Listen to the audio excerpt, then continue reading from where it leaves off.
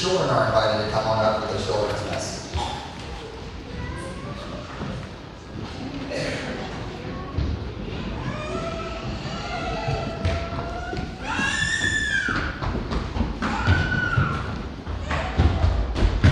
Good morning. I hear the pattering of feet. What was loud pattern? This morning, the gospel lesson, did you guys hear when we talk about there's a lot of passages in the Bible, we always say that it comes from a particular book and a particular chapter. Have you ever listened to that? So the Bible is one book, right? But it's a book full of many books. So today's gospel lesson, did anybody hear it? Was from the book of what?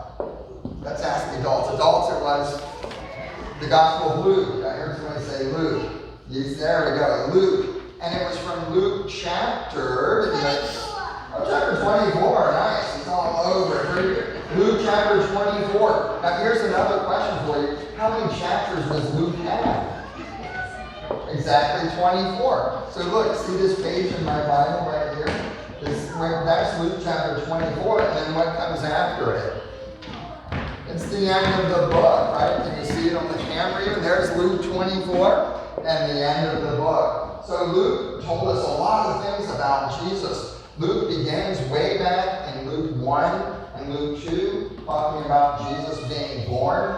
And he talks about the things that Jesus said and did and the people that he healed. And then he talks about how Jesus died on the cross and then rose again. But today he said what? Jesus ascended into heaven, right? So Luke goes the whole life of Jesus from his birth to his teaching and ministry, his death, and his what? Going back to God the Father, right? Jesus came to be with us, and after he did everything he had to do, he went back to heaven. And once Luke tells us that, he's what? Done with his book, right? Luke is done with his book. Let me ask you this. That's the end of Luke. Is there more in my Bible?